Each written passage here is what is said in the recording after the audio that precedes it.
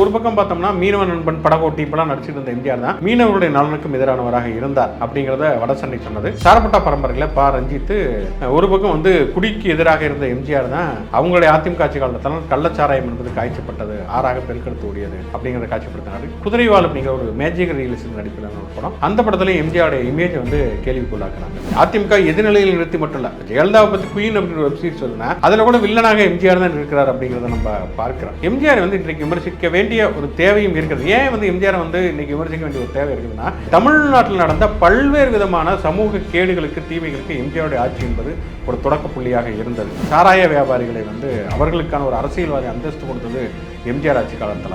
அவங்களுக்கு வந்து நிகர்நிலை பல்கலைக்கழகங்கள் அமைப்பதற்கான அனுமதியை வழங்கி அவங்கள வந்து ஒரு கல்வி தந்தையாக மாற்றியதும் எம்ஜிஆர் ஆட்சி காலத்தில் தான். எம்ஜிஆருடைய ஆட்சி காலமாக இருந்தாலும் சரி, ஜெயலலிதாவுடைய ஆட்சி காலகட்டமாக இருக்கட்டும், காவல்துறைக்கு முழுமையான ஒரு அதிகாரம், அத்துமீறுவதற்கான அதிகாரம் கொடுக்கப்பட்டதுங்கிறது. ஜெயலலிதா வந்து ரொமானிசைஸ் பண்றவங்கலாம் அவங்க வந்து ஒரு பெண், ஒரு ஆண்களையே காலில் விழ வச்சவங்க அப்படின்னு சொல்லிட்டு, ஆனால் பெண்கள் வந்து காவல்துறையினர் பாலியல் வன்முறைக்கு உள்ளாக்கப்பட்டது அதிகம் நடந்தது ஜெயலலிதா ஆட்சி காலகட்டத்தில் தான். பாச்சாத்தியாக இருக்கட்டும், சிதம்பரம் பத்மினி கேஸாக இருக்கட்டும், அந்தியூர் இந்தியாவாக இருக்கட்டும்.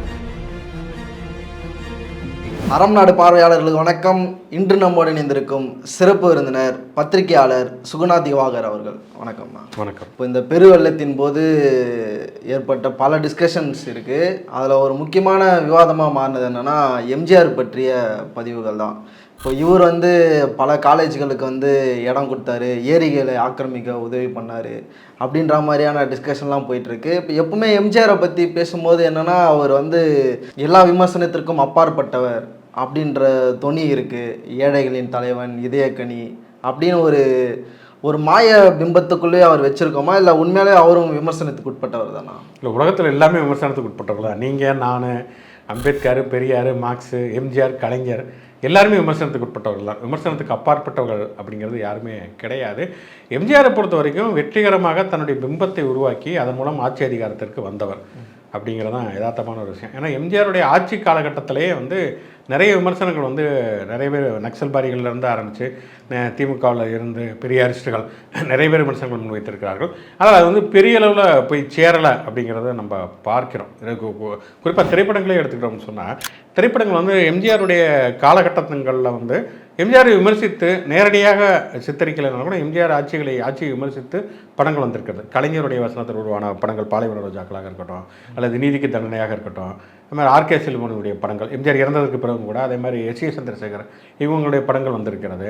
ஆனால் இன்னொரு பக்கம் எம்ஜிஆர் ஏழை பங்காளனாக ஒரு பயங்கர ஒரு ஐக்கானாக சித்தரித்த படங்களும் வந்தது. கங்கையம்மனுடைய படங்கள், பாக்கியராஜுடைய படங்கள், ராமராஜனுடைய படங்கள் இப்படி வந்திருக்கிறது அப்படிங்கிறத பார்க்குறோம். ஆனால் சமீப காலமாக ஒரு 10 ஆண்டுகளாக பார்த்தோம்னா எம்ஜிஆர் விமர்சிக்கக்கூடிய சினிமாக்கள் தமிழ்லேயே நிறையா உருவாகி இருக்கிறது. உதாரணத்துக்கு பார்த்தோம்னா வடசென்னையில் வந்து அந்த மீனவர்களுடைய நிலங்களை வந்து ஆக்கிரமிக்கக்கூடியவர் அதிமுககாரர் அப்படின்னு நேரடி கட்சி அடையாளத்தோடையே அந்த படம் வந்தது. முதலாக ஒரு நேரடி அரசியல் அடையாளத்தோடு வந்த ஒரு படமும் வடசென்னை தான். அந்த படத்தில் பார்த்தோம்னு சொன்னால் வந்து எம்ஜிஆர் இறந்த பிறகு தான் அது வந்தாலுமே கூட, ஆனால் உண்மையிலே நடந்ததுன்னா எம்ஜிஆர் ஆட்சி காலத்தில் தான் மீனவர்களே அந்த இடத்துலேருந்து அப்புறப்படுத்துவதற்காக துப்பாக்கிச்சூடு நடத்தப்பட்டது அப்படிங்கிறதா உண்மை. அப்போது ஒரு பக்கம் பார்த்தோம்னா மீனவ நண்பன் படகோட்டி இப்பெல்லாம் நடிச்சிட்டு இருந்த எம்ஜிஆர் தான் மீனவர்களுடைய நலனுக்கும் எதிரானவராக இருந்தார் அப்படிங்கிறத வடசென்னை சொன்னது. சாரப்பட்டா பரம்பரையில் பா ரஞ்சித் ஒரு பக்கம் வந்து குடிக்கு எதிராக இருந்த எம்ஜிஆர் தான் அவங்களுடைய அதிமுக ஆட்சி காலத்தில் கள்ளச்சாராயம் என்பது காய்ச்சப்பட்டது, ஆறாக பெருக்கெடுத்து ஓடியது அப்படிங்கிறத காட்சிப்படுத்தினார். குதிரைவால் அப்படிங்கிற ஒரு மேஜிக் ரியலிஸ்ட் நடிப்பிலான ஒரு படம். அந்த படத்துல எம்ஜிஆருடைய இமேஜை வந்து கேள்விக்குள்ளாக்குனாங்க. இப்போ எம்ஜிஆர் என்பவர் முழுக்க பிம்பங்களால் கட்டப்பட்டவர் அப்படிங்கிறத எம்எஸ்எஸ் பண்ணியத்தோடைய ஆய்வுகளில் முன் வச்சிருப்பார். பிம்பச்சரை அப்படிங்கிறது வந்து அது வந்து அந்த பிம்பங்களை உடைப்பது அப்படிங்கிறத இப்போ வந்து தமிழ் சினிமா தொடர்ச்சியாக செய்து கொண்டிருப்பதை பார்க்குறோம்.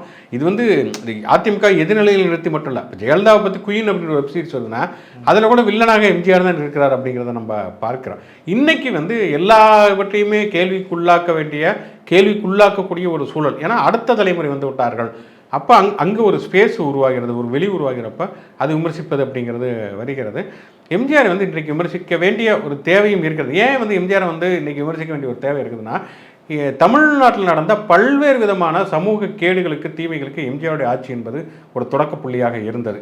நர்சரி பள்ளிகள் வந்து ஆரம்பிக்கப்பட்டது, தனியார் நர்சரி பள்ளிகள் என்பது அதிகம் ஆரம்பிக்கப்பட்டது, அதற்கான விதை போடப்பட்டது எம்ஜிஆருடைய ஆட்சி காலகட்டத்தில். அதே மாதிரி சாராய வியாபாரிகளை வந்து அவர்களுக்கான ஒரு அரசியல்வாதி அந்தஸ்து கொடுத்தது எம்ஜிஆர் ஆட்சி காலத்தில். அவங்களுக்கு வந்து நிகர்நிலை பல்கலைக்கழகங்கள் அமைப்பதற்கான அனுமதியை வழங்கி அவங்கள வந்து ஒரு கல்வி தந்தையாக மாற்றியதும் எம்ஜிஆர் ஆட்சி காலத்தில் தான். அதே மாதிரி சாதி அரசியல் என்பது சாதி சங்குகள் நிலை பெற்றது அப்படிங்கிறதும் வந்து எம்ஜிஆர் ஆட்சி காலத்தில் தான். இந்த மண்டைக்காடு கலவரத்துக்கு பிறகு இந்து முன்னணி ஒரு ஒரு வலுவான அமைப்பாக உருவானது அப்படிங்கிறதும் எம்ஜிஆருடைய ஆட்சி காலகட்டத்தில் தான். அப்படிங்கிறதுனால வந்து எம்ஜிஆருடைய ஆட்சி காலம் என்பது எம்ஜிஆரோட ஆட்சி காலத்தில் மட்டும் முடியல, அங்கே ஏற்பட்ட தாக்கம் பாதிப்புங்கிறது கிட்டத்தட்ட வந்து இப்போ என்ன 70 அவர் வந்து 87 இறந்து போகிறாருன்னா இன்னும் ஒரு கிட்டத்தட்ட ஒரு 40-50 ஆண்டுகளுக்கு வந்து அது வந்து எதிரொலிக்கிறது அப்படிங்கிறத நம்ம பார்க்கிறோம். அதனால் அந்த விமர்சனங்கள் தவிர்க்க முடியாது. இப்போ இந்த ஏரி நிலங்கள் இந்த டிஸ்கஷனை எப்படி பார்க்குறீங்க? இல்லை, அதுதான் இப்போ நம்ம சொல்கிறப்ப இவங்க இந்த நிகர்நிலை பல்கலைக்கழகங்களுக்கு கொடுக்கறது அப்படிங்கிறது எம்ஜிஆர் ஆட்சி காலகட்டத்தில் வரும்பொழுது தான் வந்து பெரும்பாலான நிகர்நிலை பல்கலைக்கழகங்கள் பார்த்தீங்கன்னா ரொம்ப சென்னையினுடைய புறநகர் பகுதிகளில் நீர்பிடிப்பு பகுதிகளில் தான் வைக்கப்பட்டிருக்கிறது அப்படிங்கிறது யதார்த்தமான ஒரு விஷயம். அது 1-2 இல்லை, எக்கச்சக்கமாக வந்து பட்டியலிடலாம் அப்படின்னு வச்சுங்களேன். வந்து அப்படி எல்லாமே அமைக்கப்பட்டிருக்கின்றன அப்படிங்கிறத நம்ம பார்க்குறோம். வள்ளுவர் கோட்டம் ஒரு நீர்பிடிப்பு பகுதியில் தான் அமைக்கப்பட்டிருக்கிறது. மதுரை உயர்நீதிமன்றமும் நீர்பிடிப்பு பகுதியில் தான் அமைக்கப்பட்டிருக்குன்னு நினைக்கிறேன். நிறைய அரசு கட்டிடங்களை நீர்பிடிப்பு பகுதியில் வந்து அமைக்கப்பட்டிருக்கின்றன. இப்போ வந்து இந்த வெள்ளம் அப்படிங்கிறது நமக்கு வந்து கிட்டத்தட்ட ஒரு 10-20 ஆண்டுகளாக, ஏன்னா ஒரு காலகட்டத்தில் சென்னையே வந்து சென்னைனாலே வந்து அது ஒரு வறட்சி பூமி, மழையே பெய்யாது, தண்ணியே இருக்காதுங்கிற ஒரு பிம்பம் தான் இருந்தது. ஆனால் 10 ஆண்டுகளாக அது சுற்றமாக 10-15 ஆண்டுகளாகவே அதனுடைய பிம்பமே மாறிவிட்டது. எப்போ சின்னதாக 4 தூரல் போட்டால் கூட சென்னை வாசிகள் வந்து பயந்து நடக்கக்கூடிய ஒரு சூழல் தான் இருக்கிறது. இதுக்கு வந்து மிக முக்கியமான காரணம் பருவநிலை மாற்றத்திலிருந்து ஆரம்பித்து நிறைய சுற்றுச்சூழல் சார்ந்த விளைவுகள் இருக்கின்றன. அதனுடைய இன்னொரு துணை விளைவுகளாக இந்த நீர்பிடிப்பு பகுதிகளெல்லாம் நம்ம கட்டடங்கள் கட்டி வச்சிருக்கணும். அப்படிங்கிறப்ப இந்த வெள்ளம் தேங்குகிறது என்பது யதார்த்தமான ஒரு விஷயம். அது கலைஞர் ஆட்சியில் நடந்தாலும் சரி, எம்ஜிஆர் ஆட்சியில் நடந்தாலும் சரி, இதில் வந்து இது வந்து நம்மளுடைய சுற்றுச்சூழலை பாதிக்கிறது அப்படிங்கிறதுல எந்த மாற்று கருத்துமே இல்லை. ஆனால் அதே நேரத்தில் நீங்கள் வந்து ஒரு இந்த மாதிரியான ஒரு ப்ரைவேட் இன்ஜினியரிங் காலேஜுக்கு ஒரு நிலம் கொடுக்குறதையும் டைட்டில் பார்க்கு நிலம் கொடுக்குறதையும் நம்ம ஒன்றா பார்த்து விட முடியாது. செல்ஃப் ஃபைனான்சிங் காலேஜுக்கு நீங்கள் இடம் கொடுத்ததுங்கிறது அவங்க வந்து ஒரு கல்வி தந்தையாக மாறுறதுக்கு அவங்க வந்து கோடியாக வந்து சுருட்டுவதற்கான ஒரு வாய்ப்பு கொடுத்தது. டைட்டில் பார்க் அப்படிங்கிறது வந்து நம்ம வந்து முதல்ல தொழில்நுட்பம் என்பது இன்றைக்கி தவிர்க்க முடியாத ஒரு சூழலாக மாறிவிட்ட சூழலில் இங்கே டைட்டில் பார்க் வந்த காரணத்தினால தான் வந்து முதல் தலைமுறையில் படித்த இளைஞர்கள் வந்து நிறைய வந்து அதுலேயும் குறிப்பாக பிற்படுத்தப்பட்ட தாழ்த்தப்பட்ட பழங்குடியினத்தை சேர்ந்த இளைஞர்கள் அவங்க தான் முதல் தலைமுறையை படிச்சுட்டு வராங்கிறப்ப அவங்களுக்கான வேலைவாய்ப்புகள் வந்து அதிகரித்தது வந்து தகவல் தொழில்நுட்பத்தில் வந்து டைட்டில் பார்க் அப்படிங்கிறதுனால இரண்டையும் ஒன்றாக பார்க்க முடியாது. சுற்றுச்சூழல் பிரச்சனையில் வேணால் நீங்கள் அப்படியான விமர்சனங்கள் முன்வைக்கலாமே தவிர எம்ஜிஆர் செய்ததும் கலைஞர் செய்ததும் ஒன்று அப்படின்னு நம்ம அப்படி வந்து ரெண்டையுமே வந்து சமப்படுத்தி பார்க்க முடியாது. அப்படி பார்த்தா ரொம்ப ரொம்ப தப்பு, அபத்தமான ஒரு விஷயம். இப்போ எம்ஜிஆருடைய ஆட்சி காலத்தில் அரசு இயந்திரங்கள் எப்படி செயல்படுறதுல போலீஸுடைய அதிகாரம் தேவாரமாருடைய தலைமையில் அது வந்து கிட்டத்தட்ட ஜெயலலிதா அவர்களுடைய ஆட்சி வரைக்குமே அது தொடர்ந்தலை. அதை பற்றி உங்களுக்கு எம்ஜிஆருடைய ஆட்சி காலமாக இருந்தாலும் சரி, ஜெயலலிதாவுடைய ஆட்சி காலகட்டமாக இருக்கட்டும், காவல்துறைக்கு முழுமையான அத்துமீறுவதற்கான அதிகாரம் கொடுக்கப்பட்டதுங்கிறது பொதுவாக ஒரு இமேஜ் இருக்குது. என்னன்னா இந்த இரும்பு பெண்மணி ஜெயலலிதாவாக இருக்கட்டும் அல்லது எம்ஜிஆராக இருக்கட்டும், இவங்க ஆட்சிக்கு வந்தால் வந்து சட்டம் ஒழுங்கு சரியாக இருக்கும், சமூக விரோதிகளை ஒடுக்கிடுவாங்க அப்படின்னு. இப்போ இன்றைய தினம் வரைக்குமே அந்த கருத்து தானே அப்படியான ஒரு இமேஜ் இருக்குது. ஆனால் அவங்க விரும்பின சமூக விரோதிகளை ஒடுக்கிறதுக்கு மட்டும் காவல்துறைக்கு அதிகாரம் கொடுக்கலாம்.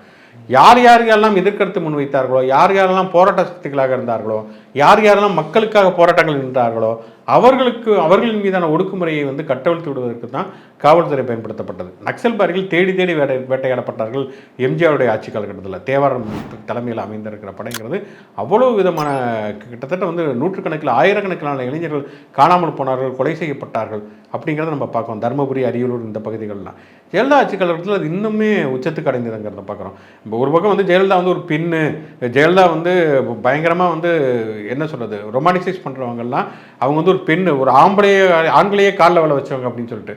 ஆனால் பெண்கள் வந்து காவல்துறையினர் பாலியல் வன்முறைக்கு உள்ளாக்கப்பட்டது அதிகம் நடந்தது ஜெயலலிதா ஆட்சி காலகட்டத்தில் தான். வாச்சாத்தியாக இருக்கட்டும், சிதம்பரம் பத்மினி கேஸாக இருக்கட்டும், அந்தியூர் விஜயாவாக இருக்கட்டும், கடைசியாக வந்து அவங்களுடைய ஆட்சி 2011 அந்த காலகட்டத்தில் கூட இந்த திருக்கோயிலூரில் வந்து பழங்குடியின பெண்கள் வந்து காவல்துறையினர் பாலியல் வன்முறைக்கு உள்ளாக்கப்பட்டார்கள். அது எல்லாமே நியாயப்படுத்தினாங்க. அவங்க எதுவுமே காவல்துறை மேலே நடவடிக்கை எடுக்காமல் அதுக்கெல்லாம் ஒரு ஜஸ்டிஃபிகேஷன் கிடைச்சது. அப்போ வந்து காவல்துறைக்கான ஒரு கட்டற்ற ஒரு அதிகாரத்தை வந்து கொடுத்தது அப்படிங்கிறது ஜெயலலிதா ஆட்சி காலத்தில் தான். அதேமாதிரி என்கவுண்டர்கள் அதிகமாக நடந்ததும் எம்ஜிஆர் ஆட்சி காலகட்டத்திலையுமே ஜெயலலிதா ஆட்சி காலகட்டத்திலையும் தான். அப்போ பெண்கள், தலித்துகள், மீனவர்கள், இடதுசாரிகள், நக்சல்பாரிகள் இவர்களெல்லாம் அதிகமாக வந்து வந்து காவல்துறையின் மூலம் ஒடுக்கப்பட்டார்கள். அவங்க மட்டும் இல்லாமல் வந்து நக்சல்பாரிகள் வந்து தேர்தல் அரசியலுக்கு அப்பாற்பட்ட ஒரு அமைப்புன்னு வச்சுக்கோமே, வந்து தேர்தல் அரசியலுக்கு உள்ளவர்கள் மீதுமே வந்து ஒடுக்குமுறை வந்து கட்டவிழ்த்து விடப்பட்டது. எழுத ஆட்சி காலகட்டத்தில் அவங்க கூட்டில் வந்து வைகோ இதுக்கு உள்ளப்பட்டாங்க, புடாவில் உள்ளப்பட்டாங்க. வைகோ போனார், நெடுமாறன் போனார், இவர் குளத்தூர்மணி போனார் அப்படின்னு சொல்லிட்டு ஜனநாயக ரீதியான சக்திகள் செயல்படவே கூடாது என்று சொல்லி அவர்களுக்கான குரல் நசுக்கப்பட்டது. அதற்கு வந்து காவல்துறைக்கு வந்து அதிகாரம் கொடுக்கப்பட்டது வந்து எம்ஜிஆர் ஆட்சி காலகட்டத்தில், ஜெயலலிதா ஆட்சி காலகட்டம் தான். ஒப்பீட்டளவில் ரொம்ப அதிகம்னு சொல்லலாம். இப்போ ஈழப் போராட்டம்னாவே அதுக்கு எம்ஜிஆர் தான் அதிகமான உதவி செய்தார், கலைஞர் வந்து அவர்களுக்கு துரோகம் செய்தார் அப்படின்ற ஒரு பிம்பம் இருக்குது. அது எந்த அளவுக்கு உண்மை, அதை பற்றி உங்களுக்கு? இந்த எம்ஜிஆரை பொறுத்த வரைக்கும் அவர் வந்து விடுதலை புலிகளுக்கு ஒரு தனிப்பட்ட முறையில் அவர் நிதியுதவியை கொடுத்தார். அன்னைக்கு வந்து கலைஞருமே கொடுக்குறப்ப புலிகள் அமைப்பு மட்டும் அதை வந்து வாங்க மாட்டேன்ட்டாங்க. மற்ற அமைப்புகள்லாம் வாங்குறாங்க, புலிகள் அமைப்பு மட்டுமே வாங்கலை. எம்ஜிஆரை பொறுத்த வரைக்கும் என்னென்னா வந்து அவருக்கு ஒரு தனிநபர் சாகசத்தின் மீது எப்போதுமே ஒரு ஈர்ப்பு உண்டு. அவருக்கு வந்து விடுதலை, அரசியல் அதெல்லாம் தாண்டி ஒரு தனிநபர் சாகசம் அப்படிங்கிறதுக்கான ஒரு ஈர்ப்பு உண்டு. அவர் வீட்டில் ஒரு சிங்க வளர்த்த மாதிரி ஒரு புலிகளை வளர்க்கலாம் அப்படின்னு அவருக்கான ஒரு மனநிலை இருந்தது. ஆனால் திமுகவை அல்லது கலைஞரை பொறுத்த வரைக்கும் பார்த்தோம்னா பொலிட்டிக்கலான, அரசியல் ரீதியிலான, ஏன்னா அவங்க வந்து 13 ஆண்டு காலம் எதிர்க்கட்சியில் தான் இருந்திருக்கிறாங்க, அரசு அதிகாரத்தில் அவங்க இல்லை. அப்படிங்கிறப்ப அரசு அதிகாரத்தில் இல்லாமல் எதிர்க்கட்சியில் இருந்த காலகட்டங்கள்லையுமே வந்து அவங்க வந்து ஈழப்போராட்டத்துக்கு அவ்வளோ உதவிகள் பண்ணியிருக்காங்க. டெசோ அமைப்புகள் மூலமாக. இன்னும் நீங்கள் சொல்ல போனீங்கன்னா வந்து ஈழப்போராட்டத்தின் மூலமாக அதிகமான நெருக்கடிகளை சந்தித்தவர்கள், தங்களுடைய வாழ்க்கை இழந்தவர்கள் நீங்கள் ஒரு பட்டியல் போட்டிங்கன்னா அதில் பெரும்பாலும் திராவிடர் கழகத்தை சேர்ந்தவர்களும் திமுகவை சேர்ந்தவர்களும் தான் அதிகமாக இருப்பாங்க. சுப்புலட்சுமி ஜெகதீசனாக இருக்கட்டும், குளத்தூர்மணியாக இருக்கட்டும், கோவை ராமகிருஷ்ணனாக இருக்கட்டும், எக்கச்சக்கமான பேரை வந்து நம்ம பட்டியல் பண்ணலாம். இவங்கெல்லாம் வந்து நமக்கு அதிகமாக அறியப்பட்டவங்களாக இருக்கிறாங்க. எனக்கு தெரிஞ்சு நிறைய பேர் புலிகள் அமைப்பில் போய் ஆயுத பிரித்து எடுத்தவங்க, அதனால வந்து போலீஸோடைய நெருக்கடிகளுக்கு ஆனவங்க, புலிகள் வந்து சிறையிலேருந்து தப்பிச்சு வந்தப்போ அவங்களுக்கு அடைக்கலம் கொடுத்தவங்க, இப்போ இதன் மூலம் வந்து பல்வேறு விதமான தனிப்பட்ட வாழ்க்கையில் வந்து நெருக்கடிகளை வந்து சந்தித்தவர்கள், தங்களுடைய சொத்துக்களை இழந்தவர்கள் அப்படின்னு சொல்லிட்டு எக்கச்சக்கமான பேர் இருக்கிறாங்க. குளத்தூர்மணி புத்தகமே எழுதியிருக்காரு, ஈழ விடுதலை திராவிட இயக்கம்னா. அதில் வந்து முடிஞ்ச வரைக்கும் இதெல்லாம் வெளிப்படையாக சொல்ல முடியுமோ அதெல்லாம் அவர் சொல்லியிருக்காரு. வெளிப்படையாக சொல்ல முடியாத விஷயங்கள் நிறைய இருக்கின்றன வந்து. ஆனால் எம்ஜிஆருடைய காலகட்டத்திற்கு பிறகு பார்த்தோம் அப்படின்னு சொன்னால், ஜெயலலிதாவுடைய ஆட்சி காலகட்டத்துக்கு வந்ததுக்கு பிறகு அது முற்றிலுமாக ஈழப்போராட்டத்துக்கு எதிராக மாறியது அப்படிங்கிறத நம்ம பார்க்குறோம்.